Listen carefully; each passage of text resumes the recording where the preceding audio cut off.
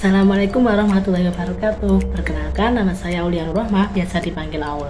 Saya adalah alumni BBS Angkatan 6. Sekarang ini saya menempuh pendidikan di Universitas 11 Maret jurusan Biologi. Dan saya adalah award beasiswa unggulan tahun 2021. Nah, di sini saya ingin membagikan tips and trik bagaimana nih bisa dapat beasiswa unggulan gitu. Oke, sebelum kita mengenal lebih jauh bagaimana tips and trik mendapatkan beasiswa unggulan, lebih baik kita mengenal dulu apa sih beasiswa unggulan itu. Beasiswa unggulan adalah beasiswa yang diselenggarakan oleh Kemendikbud untuk mahasiswa baru dan mahasiswa ongoing maksimal semester 3. Dan beasiswa ini mengcover semua kebutuhan dari mahasiswa, kayak biaya buku, biaya hidup, biaya UKT, terus juga biaya skripsi itu juga ada. Jadi nanti kalau dapat beasiswa unggulan ini, insya Allah dari awal sampai akhir bisa tercover semua biayanya gitu, enak kan.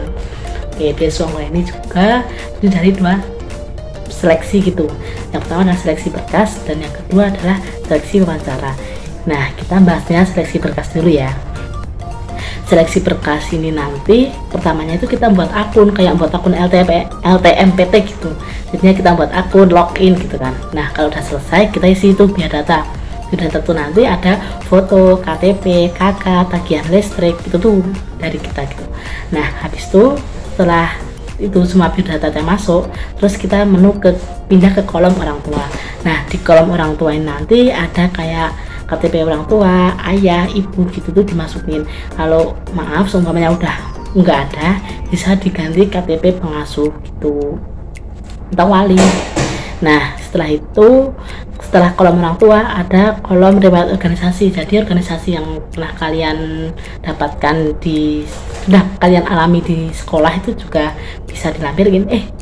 Nggak hanya di sekolah, kalian kalau organisasi di rumah juga bisa dilampirin, kayak umpamanya Karang Taruna itu juga bisa, terus OSIS, PMR, DA itu juga bisa dilampirin. Terus habis kolom organisasi itu kolom prestasi. Nah, kalau kolom prestasi ini masukin aja semua sertifikat yang kalian punya, baik itu peserta tuh nggak apa-apa, masukin aja gitu loh. Semuanya penulisan, peserta penulisan gitu nggak apa-apa. Tapi kalau ada yang juara itu lebih bagus gitu loh. Nah, jadi di sini tuh pede aja, masukin aja sertifikat yang kalian benar-benar punya tuh, masukin aja semuanya. 15-an tuh nggak apa-apa. Dulu tuh aku juga 15-an, tapi yang bener-bener jadi juara itu cuma 2, dan yang lainnya itu jadi peserta finalis gitu. Tapi nggak apa-apa, dimasukin aja gitu. Nah, setelah kolom juara itu nanti ada kolom pengalaman kerja. Tapi kalau kalian nggak ada pengalaman kerja, skip aja gitu. Nah, sehabis itu nanti ada riwayat beasiswa. Kalau kalian udah pernah dapat beasiswa bisa nih dimasukin, tapi jangan beasiswa, kalau daftar beasiswa ini harus tidak menerima beasiswa lain gitu loh. Nah, itu jadinya ini riwayat beasiswanya itu riwayat beasiswa yang udah selesai, udah kalian lakuin. Umpamanya kan ini kan di ABBS kan kalian. Nah, nanti namanya kalian pernah dapat beasiswa di ABBS itu bisa dimasukin gitu. Yang kemudian setelah riwayat beasiswa itu ada kayak riwayat pendidikan. Nah, dimasukinnya itu dari SD, SMP sampai SMA. Yang kemudian ada sertifikat kompetensi. Itu kayak kalian pernah magang, terus pokoknya itu yang berhubungan dengan magang atau pernah les bahasa Inggris gitu tuh bisa dimasukin gitu. Terus yang terakhir itu tuh ada daftar karya. Daftar karya ini nanti isinya tuh kayak kalian tuh pernah buat buku gitu ya, dan ber-ISBN. Nah, itu bisa dimasukin. Kalau kalian sebagai penulis kontributor itu juga bisa dimasukin. Yang penting ada bukunya sama ada ISBN-nya gitu. Gak apa-apa, dimasukin aja. Nah, itu tadi dari kolom biodata diri. Sekarang tuh ada kolom beasiswanya. Nah, itu tadi kolom biodata diri. Nah, sekarang ini saya mau bahas tentang kolom pengajuan beasiswanya gitu. Kolom pengajuan beasiswanya bagi maba itu ada memasukkan nilai raport. Nilai raportnya tuh semester 5 nanti direkap. Nah, kalau bagi ongoing itu tuh bisa kayak KHS-nya dan minimal IPK-nya 3,25 itu. Setelah itu ada bukan sertifikat tapi akreditasi dari universitas. Kalau akreditasi universitasnya itu tidak ada minimumnya, tapi kalau akreditasi prodinya itu ada minimumnya, dan minimumnya itu akreditasi prodi minimum B. Jadi kalau belum B, maaf, belum bisa ikut beasiswa unggulan ini. Nah, setelah dari nilai akreditasi itu ada kolom sampingnya. Kolom sampingnya itu isinya tentang UKT, berapa sih UKT kita gitu. Nanti kita dilampirin tuh dari, kan ada tuh dari kampus dikasih UKT-nya bersegini. Nah, itu nanti dilampirin gitu. Nah, sehabis UKT itu ada kayak kolom buat itu kolom lebih jauh tentang, ada kolom esainya gitu loh. Nah, itu nanti di sana itu ada esai, terus ada surat keterangan tidak menerima beasiswa lain, ada surat LOA unconditional. Nah, itu nanti buat maba ya. LOA unconditional itu isinya tuh kalian udah diterima di universitas yang kalian tuju, itu udah diterima gitu, kayak SS-an LTMPT gitu, paham kan? Oke. Nah, yang terakhir tuh ada surat rekomendasi. Nah, surat rekomendasi ini nanti bagi maba bisa tuh minta di kepala sekolah, atau kalau bagi S1 bisa tuh minta di kaprodi. Tapi kalau kalian kurang kenal sama kepala sekolah atau kaprodinya, itu bisa minta di mungkin guru lain, itu juga bisa. Yang penting itu mengenal kalian gitu. Nah, sehabis itu tuh nanti ya deh, lupa. Iya, kalau ada sertifikat, kalau kalian pernah tes TOEFL itu juga bisa dilampirin. Tapi kalau enggak ada sertifikat TOEFL juga nggak apa-apa bagi S1. Nah, kalau S1 sendiri juga nggak ada kayak rencana studi, itu juga nggak ada. Jadinya cuma esai, jadinya bener-bener esainya tuh harus bagus. Walaupun kalian punya sertifikat banyak banget, tapi kalau esainya tuh nggak bagus, ya itu wassalam nanti. Soalnya yang di sini tuh pertimbangan paling beratnya tuh esai. Jadinya bener-bener esainya tuh harus dimatangin gitu. Sertifikat tuh memang penting, tapi lebih penting esainya. Jadi esainya tuh harus berbobot, harus linear dengan apa sih yang kalian ambil di kuliah, itu harus bener-bener linear gitu. Oke, kita akan membahas tentang bagaimana sih nulis esai yang bagus buat beasiswa unggulan. Nah, pertama kita tuh harus bukanya tuh dengan sesuatu yang bisa menimbulin kayak interest buat juri gitu loh. Kayak seumpamanya quotes-nya itu mungkin dari cuplik dari tokoh terkenal seperti B.J. Habibie, terus Presiden Jokowi, atau tokoh-tokoh yang lain. Tapi quotesnya ini harus bisa relate sama apa yang akan kita tulis nantinya gitu. Nah, karena kemarin aku nulisnya tentang revolusi industri, terus aku juga ambilnya tentang quotes tentang revolusi industri. Bunyinya gini, revolusi industri itu bukan taman mawar, tapi itu bisa jadi kayak perang untuk negeri. Nah, itu aku ambil quotes dari situ. Itu dari quotesnya politikus Kuba. Nah, habis quotes itu kita kayak nyeritain diri kita, nyeritain sejarah kita gitu loh, dari SD, SMP, SMA, tapi yang sesuatu yang bisa kita banggakan gitu.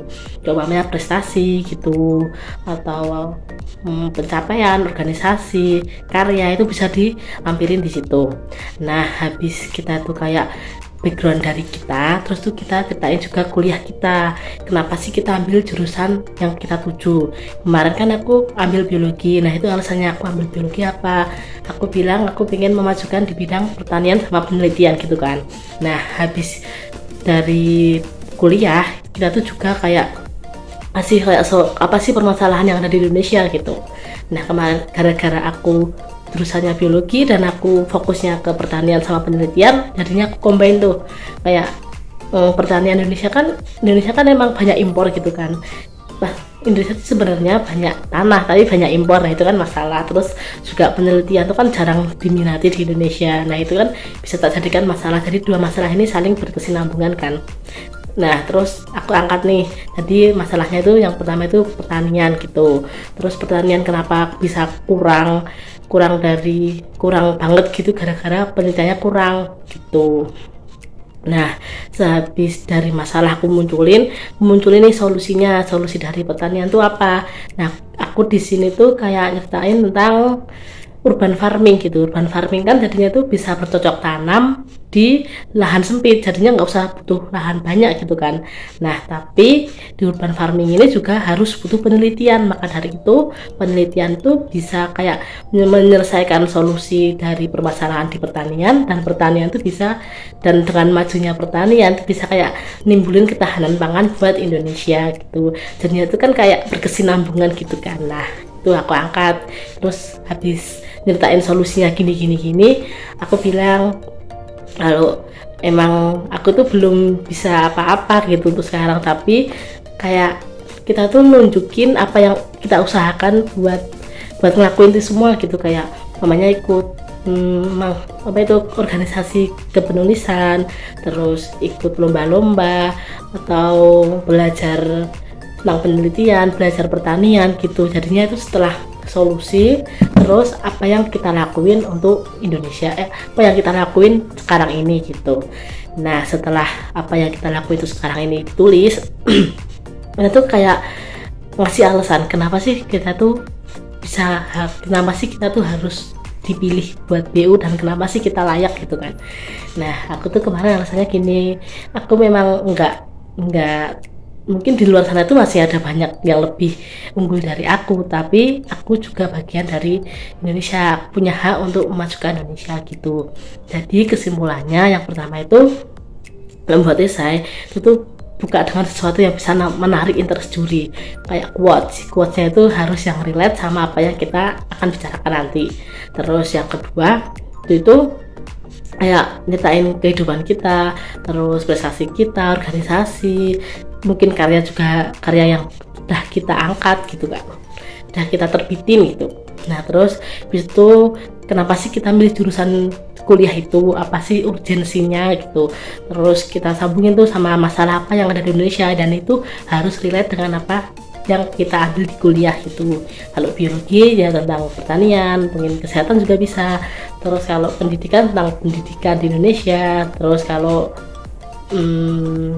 ya mungkin ya itulah, nanti kalian bisa mengira-ngira sendiri apa sih tujuan kalian bisa kuliah dan mengambil di situ gitu. Nah setelah munculin masalah, kita juga harus munculin solusinya, kayak solusi kreatif kita gitu, terus langkah apa yang akan kita ambil buat selesai masalah itu gitu.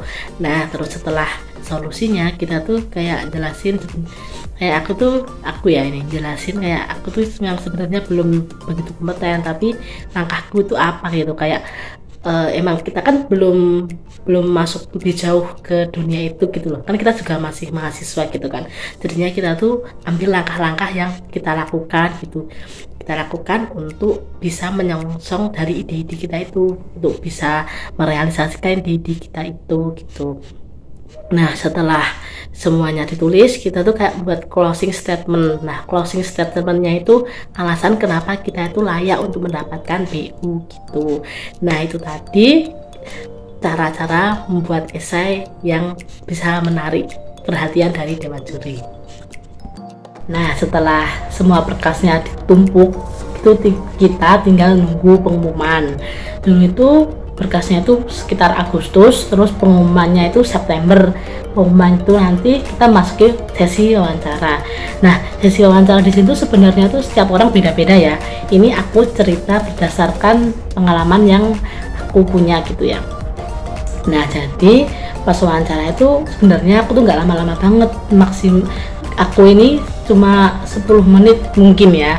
Nah itu tuh, tapi di wawancara ini tuh kayak bener-bener harus bisa ngomong gitu, harus pinter ngomong, pinter ngeles, tapi ngelesnya tuh harus yang sesuai dengan jalur gitu, jangan sampai ngeles yang kemana-mana tuh, jangan, harus sesuai jalur gitu. Yang ditanyain A ya harus jawabnya A gitu, jangan yang ditanyain A jawabnya ke B dulu lalu ke A, itu jangan banget gitu. Nah kalau seleksi wawancara sendiri tuh kemarin aku tuh dapat wawancara gimana sih caranya kalau nggak dapat beasiswa tuh apa yang bakal kamu lakuin gitu, terus orang tuamu kerja apa gitu, terus biaya UKT itu berapa, kuliahmu di mana. Nah ini gara-gara aku basicnya dari ABBS, dan ABBS kan ada Inggrisnya. Nah itu kemarin tuh aku disuruh pidato bahasa Inggris gitu, pidato bahasa Inggris tentang corona. Nah jadi buat kalian yang ada basic Inggrisnya atau ngelampirin sertifikat TOEFL itu tuh juga harus mempersiapkan mungkin pidato bahasa Inggris, atau kalian tuh udah ada persiapan gitulah. Nah kemarin tuh aku nggak ada persiapan, jadinya kayak ya udah ngomong aja apa yang aku pikirin, ya udah aku ngomongin, yang penting tuh berani ngomong gitu. Nah tipsnya biar bisa wawancara itu tuh kayak yang pertama tuh harus latihan ngomong gitu ya. Sebelum wawancara di hari kita itu tuh harus latihan ngomong dulu, kayak ngomong cepat kamera, terus apa buat zoom dengan temen gitu. Nah terus kita tuh harus kayak udah buat rengan kayak jawaban gitu loh. Nah walaupun itu nanti nggak ditanyain, tapi itu kita tuh udah persiapan gitu. Yang penting kita tuh udah persiapan kayak yang ditanyain bakalan itu apa aja gitu, walaupun nggak semuanya tuh sama, bahkan bisa beda, semuanya tuh bisa beda gitu. Terus kita tuh harus pegang esai kita tuh benar-benar harus pegang. Siapa tahu nanti ada pertanyaan tentang esai, nah jadinya esai itu harus pegang, apa yang kamu tulis tuh harus bisa dipertanggungjawabkan. Nah terus kalau wawancara tuh jangan sampai kalian tuh ngeles yang sampai kanan kiri tuh jangan. Kalau mau ngeles tuh ya ngelesnya yang bisa masuk akal gitu. Kalau kanan kiri takutnya nanti bisa menimbulkan pertanyaan dari dewan juri, dan kalau bisa menimbulkan pertanyaan dari dewan juri takutnya nanti kalian tuh kurang tahu gitu. Nah itu nanti bisa ya mengurangi poin gitu. Nah kalau dari teman-temanku sendiri tuh ada yang sampai 30 menit 45 menit gitu. Jadi wawancara itu berbeda per orang gitu, dan jurinya itu kan juga beda tergantung orangnya. Ada yang dapatnya santai, ada yang dapatnya kayak nakutin gitu kan. Jadi itu harus pinter-pinter kayak nempatin posisi gitu loh. Kalau yang dapet santai ya santai aja nggak apa-apa, tapi kalau nggak dapet yang santai ya sebenarnya kita serius gitu. Setelah lolos seleksi administrasi, terus lolos wawancara, ada tanda tangan kontrak. Tanda tangan kontrak ini tuh kayak tanda tangan buat kita tuh setuju dengan apa yang akan ada di PO. Jadi kita tuh udah kayak diterima di beasiswa unggulan, terus tanda tangan kontrak gitu loh, ada perjanjian di atas materai gitu. Nah tanda tangan kontrak ini tuh kayak emang di BU itu nggak terlalu ketat gitu ya, bukan nggak terlalu ketat, tapi itu peraturannya tuh nggak terlalu banyak, tapi itu emang ada beberapa peraturan yang harus kita ikuti selama di BU. Yang pertama itu kita nggak boleh dapat beasiswa lain. Kalau sampai dapat beasiswa lain tuh nanti kita harus mengembalikan ke kas negara itu 2 kali lipatnya gitu. Jadi bayangin aja berapa banyaknya gitu. Terus UKT IPK-nya itu nggak boleh kurang dari 3. Kalau tahunku itu 3, tapi kalau tahun yang 2020 kemarin itu 3,25, dan setiap tahun itu bisa beda tergantung sama pihak penyelenggaranya. Nah seumpamanya kalau 3, kurang dari 3 gimana? Kalau 2 kali berturut-turut nanti biasanya dicabut, tapi kalau 1 kali biasanya dapat surat peringatan gitu. Nah terus kalau pindah kampus atau pindah jurusan itu juga nggak diperbolehin, nanti dendanya 2 kali lipat gitu. Terus kalau udah sih itu aja mungkin ya, mungkin kalian nanti kalau udah terima bisa lihat-lihat regulasinya lagi gitu. Nah kemudian selain ada peraturannya juga ada benefitnya kan. Nah di BO ini 1 bulan mendapatkan 1,4 juta. Nah itu untuk biaya hidup. Terus kalau biaya UKT itu disesuaikan dengan UKT kalian masing-masing. Jadi kalau umpamanya ada UKT 500, 1 juta, 8 juta itu juga nanti dikasih semuanya. Jadi kalau UKT ini fleksibel, ngikutin apa yang kalian udah upload gitu kan. Nah terus yang ketiga itu tuh kayak biaya buku. Jadinya itu per semester itu tuh ada 800. Jadinya kalau 2 semester kan 1,8 juta, iya sekitar itulah gitu. Terus itu tuh nggak ada pelaporan dana kecuali pembayaran UKT gitu. Kalau pembayaran UKT emang harus dilaporin, tapi kalau biaya hidupnya, biaya bukunya itu tuh nggak usah dilaporin gitu. Itu dari pihak BU nya seperti itu.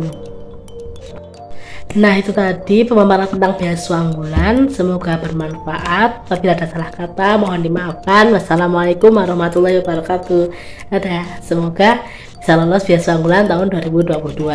Kalau mau tanya-tanya juga boleh, nanti minta nomor WA saya juga boleh.